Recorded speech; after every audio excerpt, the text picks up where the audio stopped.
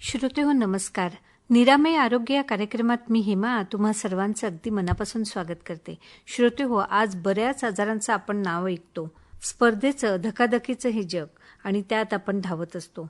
बरेचदा आपल्याला स्वतःकडे लक्ष द्यायला वेळ नसतो. श्रोतेहो, आपली चुकीची जीवनशैली, अयोग्य आहार, व्यायामाचा अभाव यामुळे बरेच आजार होत असतात. त्यात बीपी, शुगर असे बरेच आजार आहे.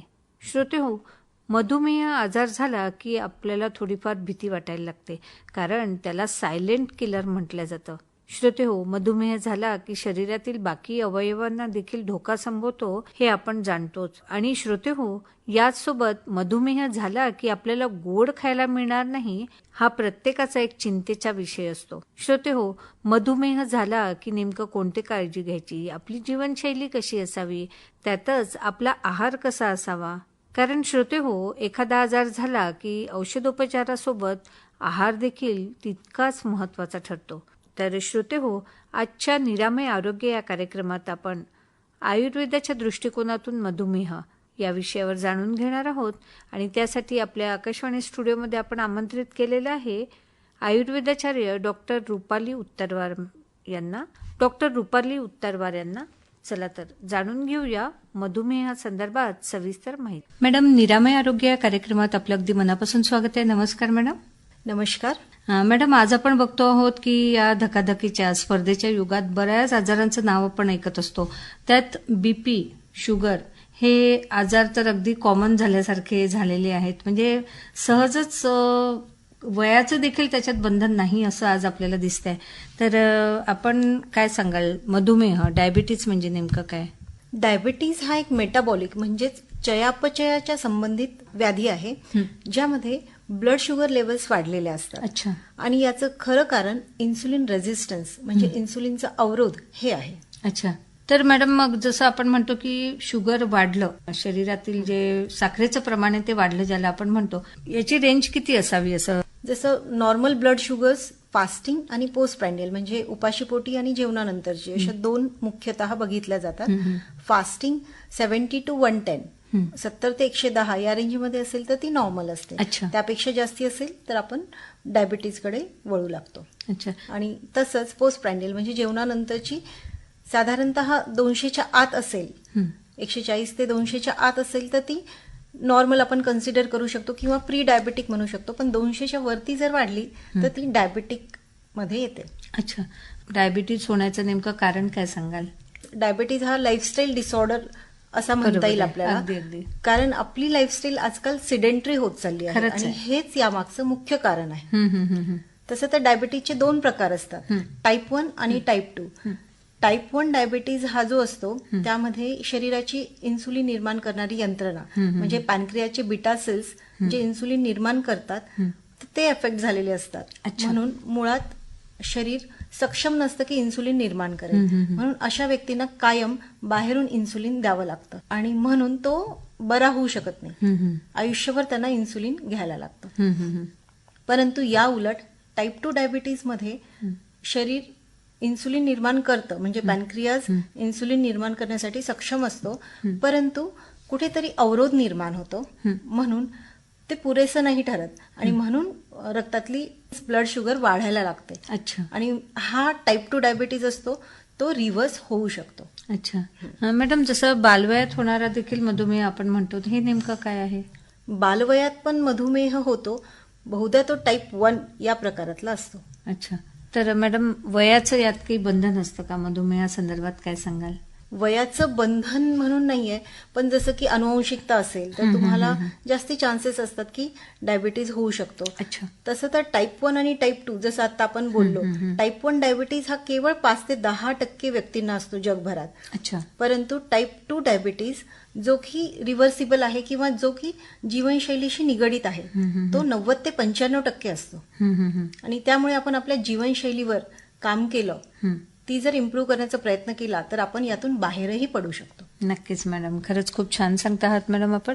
तर मॅडम, आपण हे डायबिटीज संदर्भात जसं आज निरामय आरोग्य या कार्यक्रमात बोलतो आहोत, आयुर्वेदाच्या दृष्टिकोनातून नेमकं डायबिटीज कशा पद्धतीने बघितल्या जातं किंवा काय सांगाल त्या संदर्भात? आयुर्वेदामध्ये प्रमेह नावाचा एक व्याधी सांगितला आहे, ज्याच्यामध्ये 20 प्रकार आहेत. त्यातला एक मधुमेह आहे. अच्छा. परंतु बोली भाषेत मराठीमध्ये कसं डायबिटीजचा अर्थ मधुमेह असा समजला जातो, पण तो तसा नाहीये. प्रमेह यामध्ये डायबिटीज येतो.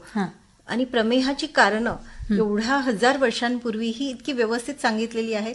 त्यांनी एक संस्कृत श्लोक दिला आहे, आस्या सुखम स्वप्न सुखम दधिनी ग्राम्योदक अनुपरसाह पयांसी नवान्न पानम गुडवैकृतंच प्रमेह हेतू कफकृच्च सर्वम.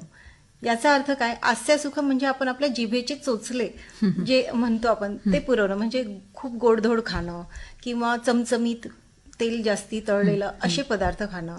स्वप्न सुख म्हणजे खूप जास्त आरामदायक आयुष्य जगणं. दधिनी म्हणजे दही याचा अति प्रमाणात वापर करणं. ग्राम्य उदक अनुप्रसाह पयांसी म्हणजे नॉनव्हेजचं प्रमाण खूप जास्ती असणं आहारामध्ये. याशिवाय नवान्न पानं म्हणजे पूर्वी एक प्रथा होती की यावर्षी आलेलं धान्य पुढच्या वर्षी वापरायचं, 1 वर्ष जुनं झाल्यानंतर ते वापरायचे. परंतु आता आपण असं मार्केटमध्ये येताना आपण लगेच कन्झ्युम करतो. अगदी. म्हणजे नवीन अन्नपान करणं हे देखील डायबिटीजचं कारण आहे. अच्छा. गुडवैकृतंच, गुड म्हणजे गुळ म्हणजे गोड पदार्थांचं जास्ती सेवन करणं. याशिवाय दूध आणि दुधाचे पदार्थ. अच्छा. आणि कफकृच्च, कफकृच्च म्हणजे शरीरात कफ वाढवणारे जेही आहार आणि विहार आपण सेवन करतो त्यामुळे प्रमेह होऊ शकतो, म्हणजेच डायबिटीज होऊ शकतो. मॅडम याचे लक्षणं काय सांगाल मग? डायबिटीजमध्ये जसं आपण रक्त तपासलं तरच आपल्याला ब्लड शुगर लेवल्स वाढलेल्या दिसतील, परंतु पेशंट्सला लक्षणं काय दिसतात तर त्यांना वारंवार तहान लागणे, वारंवार बाथरूमला लघवीला जायला लागणं, वारंवार भूक लागणे, याशिवाय थकवा जाणवणे, याशिवाय कुणाकुणाला स्किन इन्फेक्शन्स वारंवार होतात. एखादी जखम झाली तर ती लवकर बरी होत नाही, ही लक्षणं दिसतात. अच्छा.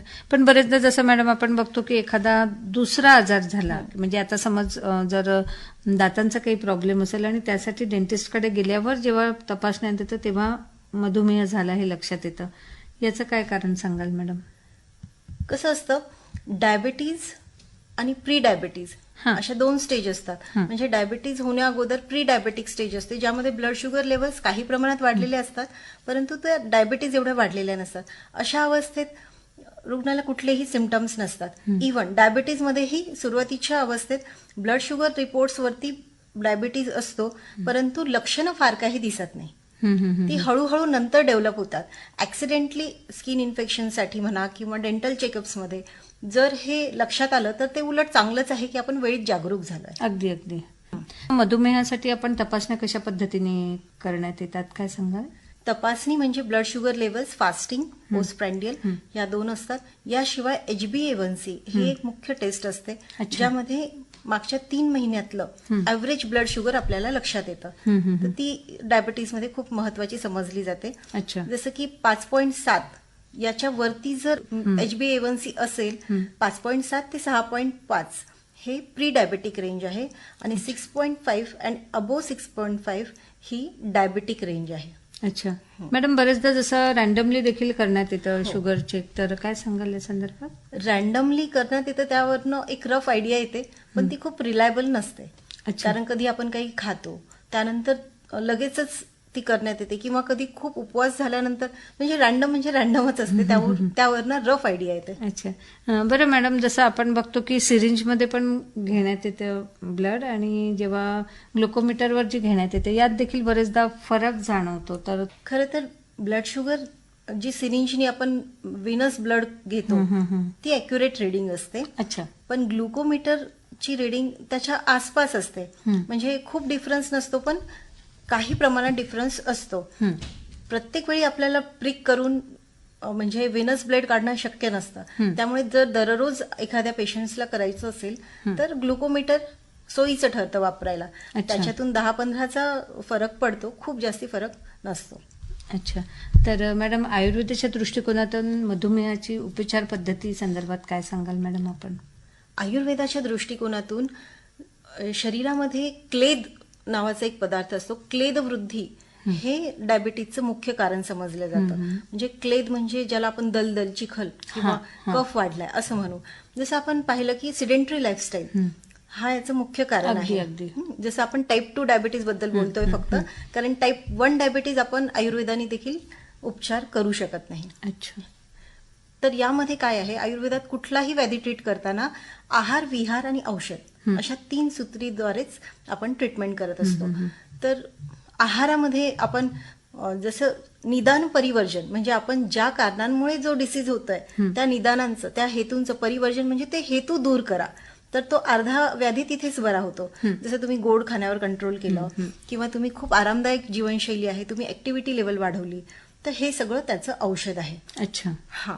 आणि जसं की गोड जास्ती खाल्लं, गोड म्हणजे लिटरली आपण गोड पदार्थ खाणं नाही, पण जे आपण ग्रेन्स घेतो, ज्वारी असेल, गहू असेल, तांदूळ असेल, हे कार्बोहायड्रेट्स ज्याला मॉडर्न मध्ये म्हणतात, ते सुद्धा मधुर चवीचे असतात. म्हणजे आयुर्वेदानुसार सुद्धा त्याची चव मधुरच असते. मग त्यांचाही आहारातला समावेश किंवा प्रमाण कमी करायला लागतं. अच्छा. याशिवाय जसं कडू चवीचे पदार्थ आपण खात नाही. आयुर्वेदाने षडरसात्मक आहार सांगितलाय. षडरस म्हणजे मधुर, आम्ल, लवण, कटू, तिक्त, कषाय अशा 6ही चवींचा आपण आहार घेतला पाहिजे. पण यामध्ये काय होतं की आपण गोडकडे जास्ती वळलोय आणि आपल्याला हा शरीरातला ब्लड शुगरच कमी करायचा आहे. म्हणून आपल्याला बाकीचे 3 रस म्हणजे की कडू, तुरट, कटू, तिक्त, कषाय हे वाढवले पाहिजे. तर कडू चवीचे कुठले पदार्थ आहेत, जसं की कडुनिंब आहे, कारले आहे, वेलवर्गीय भाज्या आहेत, तर यांचा आहारात समावेश आपण वाढवला पाहिजे. याशिवाय तुरटमध्ये आपण आवळा घेऊ शकतो किंवा जांभूळ हे पण, यांचा पण आहारात आपण समावेश करू शकतो, जेणेकरून आपण बॅलन्स डाएट घेऊ शकू. अगदी अगदी. तर मॅडम, उपचार पद्धतीमध्ये जसं आपण म्हणतो की गोळ्या, औषध उपचार करणं, इन्सुलिन घेणं, हे देखील यात म्हणजे मधुमेहामध्ये असतं. या संदर्भात काय सांगाल आपण? हे पहा, कसं असतं, टाईप 2 डायबिटीजमध्ये सुरुवातीला एखाद्या मेडिसिन पासूनच सुरुवात होते आणि तेवढ्याने जर नसेल कंट्रोल होत ब्लड शुगर, तर मग आणखीन मेडिसिन वाढतात. हळूहळू मेडिसिनला रिस्पॉन्स मिळत नसेल तेव्हा इन्सुलिन द्यायला लागतं. परंतु आयुर्वेदामध्ये याच्या मागचा दृष्टिकोन असा आहे, म्हणजे मेटाबॉलिक डिसीज आहे हा, चयापचयाशी संबंधित आहे. तर आपलं मेटाबॉलिझम कशावर अवलंबून आहे, तर लिव्हर, पॅनक्रियाज आणि डायबिटीच्या संदर्भात आपले मसल्स. तर या 3 गोष्टींवर काम करणं हे आयुर्वेदाची ट्रीटमेंट असते.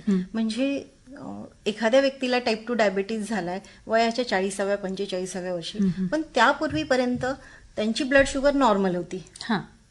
मग आता काय झालंय, तर लिव्हरमध्ये फॅट जमा झालंय, फॅटी लिव्हर झालंय, किंवा पॅनक्रियाची क्षमता कमी झाली आहे, इन्सुलिन सेन्सिटिव्हिटी कमी झाली आहे, रेझिस्टन्स वाढलाय. तर या गोष्टींवर आपण काम केलं, उपचार केले आणि फॅटी लिव्हर कमी झालं, पॅनक्रियाची पूर्ण क्षमतेने काम व्यवस्थित व्हायला लागलं, तर शरीरातलं ब्लड ग्लुकोज ह्या अवयवांमुळेच कमी व्हायला लागतं. इव्हन आपले मसल्स, आपली ऍक्टिव्हिटी वाढली म्हणजे काय होतं की मसल्सला आपल्या ग्लुकोज हवं असतं, ते कुठून घेतात, ते ब्लडमधनं घेतात. आणि जेवढी आपण एक्सरसाइज करतो तेवढं ग्लुकोज अपटेक वाढतं मसल्सचं, मग त्यामुळेही आपली ब्लड शुगर कमी होते. म्हणून आयुर्वेद असा विचार करतो की आपण आपल्या अवयवांची, आपल्या ऑर्गन्सची क्षमता वाढवूया, जी पूर्वीप्रमाणे करण्याचा प्रयत्न करूया, म्हणजे शरीर नॅचरली ब्लड शुगर लेवल कमी करेल. अच्छा. हां मॅडम, खरंच खूप छान सांगितलं मॅडम आपण. तर श्रोते हो, विषयाची व्याप्ती बघता इथे थांबायला हवं, पण परत आपण भेटणार आहोतच पुढील निरामय आरोग्य या कार्यक्रमात, याच दिवशी याच वेळेवर डॉक्टर रुपाली उत्तरवार मॅडम सोबत मधुमेह या विषयावर जाणून घ्यायला. तोपर्यंत स्वतःची आणि परिवाराची काळजी घ्या. नमस्कार.